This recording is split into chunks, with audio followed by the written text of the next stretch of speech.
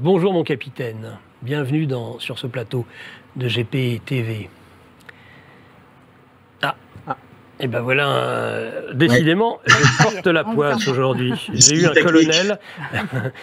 colonel, qui n'avait plus de voix tout à l'heure. Bonjour capitaine Hervé Moreau, bienvenue dans sur ce plateau de géopolitique profonde. Merci Nicolas, merci infiniment de m'accueillir à Géopolitique Profonde. C'est un très très grand honneur pour moi et puis des interlocuteurs, des personnes de très grande qualité, Lara, Geoffrey, Fabrice, nous allons pouvoir faire une émission de grande valeur, je le sais. C'est indéniable, vous êtes président, vous avez président fondateur d'un parti politique, Notre Nation. Vous avez été, je suppose, puisque vous êtes capitaine de gendarmerie, vous avez dû probablement faire Saint-Cyr. Oui, j'ai fait effectivement l'école spéciale militaire de Saint-Cyr, l'école de Charles de Gaulle, j'ai fait l'école d'état-major, l'école des officiers de la gendarmerie nationale. Je suis titulaire de quelques diplômes de troisième cycle également, mais surtout 30 années au sein des forces armées, 30 années sur le terrain, sur le théâtre d'opérations extérieures, au sein de l'armée de terre et ensuite au sein de la gendarmerie nationale qui m'ont permis d'avoir une conscience assez exacte de ce à quoi nous étions opposés à l'étranger et sur le territoire national en termes de violence, en termes de désespérance, en termes de souffrance de nos concitoyens, qui a présidé à mes choix politiques, et on va en débattre ce soir, parce que lorsque vous êtes confronté à tant d'écueils, tant de désespérance, tant de souffrance, vous dites que les choses ne vont pas et il faut essayer d'agir, il faut essayer de rentrer dans l'arène et la politique, moi, m'est apparue absolument incontournable. Quel que soit le niveau hiérarchique que vous pouvez occuper, un soldat, un gendarme n'est qu'un exécutant, il est aux ordres du pouvoir politique, il respecte les choix qui sont faits par nos représentants, par nos gouvernants, il est soumis à l'autorité, bien sûr, des parquets pour ce qui relève de la police judiciaire pour la gendarmerie nationale, donc on n'a que très très peu de prise sur les choses, au-delà du fait d'interpeller les criminels, les délinquants, de réunir les éléments de preuve et de les déférer aux autorités compétentes. Au-delà, bien entendu, de ce qu'il peut en être des autorités administratives également, avec le maintien de l'ordre sur le territoire national ou à l'étranger. Donc, moi, très très vite, il m'est apparu une chose qui était quand même manifeste. Et je pense que nos interlocuteurs et interlocutrices ont été confrontés à la même conscience et au même état de fait. Lorsqu'on veut véritablement agir, eh bien, il faut rentrer dans l'arène politique. Il faut vouloir modifier les choses, faire évoluer les choses au regard d'une expérience que l'on a pu capitaliser, au regard de situations qui nous sont apparues les uns les autres absolument insupportables. Après, c'est la manière qui se distingue, c'est la manière qui diffère, et nous allons pouvoir apporter nos vues et nos visions du terrain les uns les autres dans le cadre de cette émission. Je vais tout de suite vous poser une question un peu provocatrice, mon capitaine. Vous dites, pour agir, il faut rentrer dans l'arène politique. Vous n'avez pas l'impression que vous agissiez plus, qu'il y avait quand même plus d'action dans ce qui fut votre première vie professionnelle, engagement, puisque c'est une vocation, évidemment, d'être gendarme, d'être capitaine de gendarmerie. Vous n'avez pas de frustration aujourd'hui, justement, par rapport à l'action politique ? Non, absolument pas, parce que les métiers de gendarme, douanier, policier, membre de l'administration pénitentiaire sont des sacerdoces, sont des métiers de passion, sont des métiers où vous vous dévouez entièrement à la France et à la protection de nos concitoyens. C'est extrêmement valorisant, en dépit de la difficulté du métier. J'en ai fait témoignage dans cet exemplaire, dans ce livre, édité par les éditions de Magnus, qui était un capitaine de gendarmerie, qui retrace 4 années de commandement d'une compagnie de gendarmerie départementale, mais vous vous heurtez à nombre de formes d'impuissance et de stérilité, parce que les prisons n'ont pas été construites, et cela dépend du pouvoir politique, parce que les juges sont d'un laxisme éhonté, parce que les autorités préfectorales ne font pas preuve du courage qu'il faudrait dans le cas de reconduite à la frontière, dans le cas d'incarcération, dans le cadre d'action quelle qu'elle soit, et vous vous dites, non, cette classe politique qui s'est succédée à la tête du pays, gouvernement de droite ou de gauche depuis 40 années, n'ont pas permis d'aboutir à une situation qui puisse correspondre à une majorité de nos concitoyens. Moi, toute ma carrière, j'ai été confronté à la majorité silencieuse, à la souffrance des victimes, et je n'avais que peu de prise sur ces souffrances. Et vous développez bien au contraire nombre de frustrations parce que les personnes que l'on interpelle, délinquants en l'occurrence, sont l'essentiel du temps relâchées par des magistrats qui ne se soucient que trop peu des victimes. Ils ont beau jeu de nous opposer que les prisons n'ont pas été construites. Il nous manque sensiblement 100 000 places de prison en France aujourd'hui, que le régime carcéral est d'un laxisme éhonté, que l'administration pénitentiaire fait ce qu'elle peut, mais elle fait trop peu malheureusement au regard des moyens qui lui sont concédés. On se dit, et c'est vraiment l'expérience qui vous capitalisez, qui vous conduit à cette détermination, à cette certitude que si l'on veut véritablement faire changer les choses, il faut que les hommes et femmes qui sont en première ligne sur le terrain se réunissent et agissent au profit de cet intérêt général dont nos élites politiques sont si peu porteurs. Parce que c'est bien de cela dont il s'agit.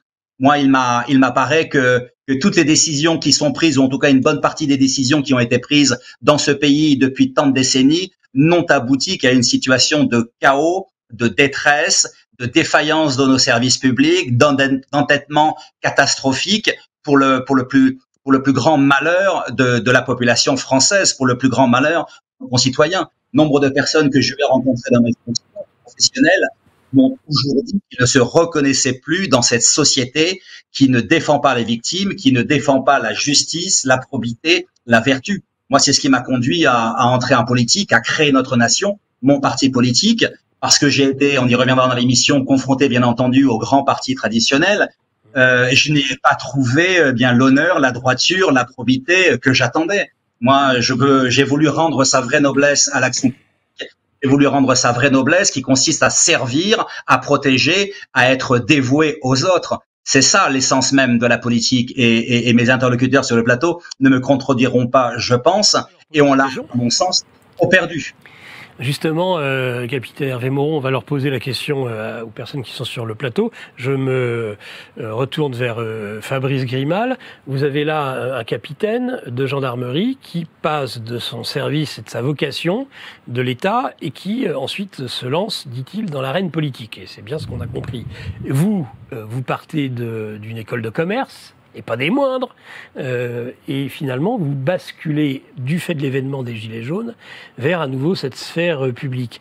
Est-ce qu'à un moment donné, les uns les autres, et je poserai la question à tout le monde, vous avez trouvé les limites de ce qui était votre vie passée et qui vous a amené à rompre, d'ailleurs c'est la baseline, je crois, du livre du capitaine Hervé Moreau, c'est-à-dire celui qui, blâmé par le ministre de l'époque, le ministricule, je pourrais dire, des armées, rompt le devoir de réserve. Vous avez eu cette impression, vous aussi, de rompre avec quelque chose pour pouvoir vous exprimer différemment? Un petit peu. Quand on met le doigt dans tout ce qu'on appelait la réinformation avant, qui a commencé déjà il y a une bonne quinzaine d'années, peut-être même 20 ans, et qu'on découvre tout un autre pan de la politique, on s'intéresse vraiment à l'économie, au bout d'un moment, ça bouillonnait en moi. Ça a commencé vraiment bien avant les Gilets jaunes avec le premier livre, en fait, qui annonçait les Gilets jaunes sans les nommer, qui était le résultat de tout un travail que j'avais fait et où je me disais à un moment donné, bon, il faut que ça sorte, sinon ça va être insupportable. Et c'est sorti, et en fait, c'est par ce livre que j'ai fait les rencontres importantes dans les Gilets jaunes. Je vous ferai parler des rencontres tout à l'heure en politique. La politique, c'est de l'humain, c'est du travail d'équipe, c'est que de la relation humaine. C'est ce qu'on appelle dans certains cercles, que les sociologues de gauche appellent le putain de facteur humain, c'est-à-dire ce qui fait éventuellement échouer des projets qui pouvaient être très beaux au départ. Mais c'est cette volonté de collectif dans un monde très, très, très individualisé, où peut y avoir, en fonction des métiers, un esprit de corps, comme ça peut être le cas dans la gendarmerie, dans tous les métiers régaliens, mais où à un moment donné, on peut vouloir être beaucoup plus en prise avec les faits, vouloir prendre sa vie en main pour soi et avant tout pour ses enfants. Moi, c'est aussi la naissance de ma première fille qui m'a fait prendre conscience de beaucoup de choses et qui m'a donné envie de m'engager pour pouvoir lui dire que j'ai essayé de changer les choses. Et après, quand ça commence, on est grisé par tout ce qui se passe. Et très vite, on aperçoit les limites du modèle de l'engagement politique aussi. Et il faut faire avec. Et vous ne croyez pas que j'ai pas beaucoup de respect pour ceux qui s'engagent, comme le capitaine Moreau, comme vous, comme Florian Philippot.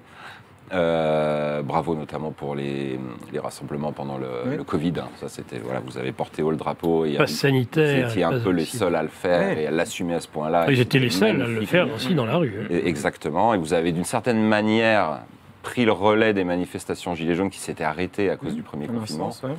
Et les rassemblements ont repris grâce à vous. Donc tout le monde prend sa part à l'engagement collectif. Le souci, selon moi, c'est que du coup, beaucoup de chapelles se créent, qui sont parfois compatibles, parfois incompatibles, qui peuvent générer de la frustration, de la focalisation sur une seule personne. Généralement, quand on parle d'un parti, on pense à son candidat, on pense à son président, on pense à sa figure de proue. Et c'est vrai que tous les autres sont un peu cachés derrière. Mais là, en tout cas, il y a un bouillonnement. Le système des partis français a été mis par terre. Je ne vais pas faire la liste, mais on n'est plus que face à des cabines téléphoniques, globalement. Des Verts aux Républicains, on n'est que face à des cabines téléphoniques. Le PS n'existe plus. C'est un parti radical, c'est ce qu'on disait. Le parti de Macron est une coquille vide. Il n'y a plus de militance. Il n'y en avait déjà jamais eu beaucoup entre l'âge de 30 ans et l'âge de 50-55 ans, puisque les actifs, les parents, particulièrement les jeunes parents, ne s'engagent pas, ils n'ont tout simplement pas le temps. Lara, vous parliez de toutes les soirées que ça prend, les week-ends, les réunions, les rendez-vous, les événements qu'on organise en permanence. Il y avait déjà que des sections de jeunes ou de retraités, ce qui donne un biais énorme dans la manière dont les partis politiques envisagent le réel.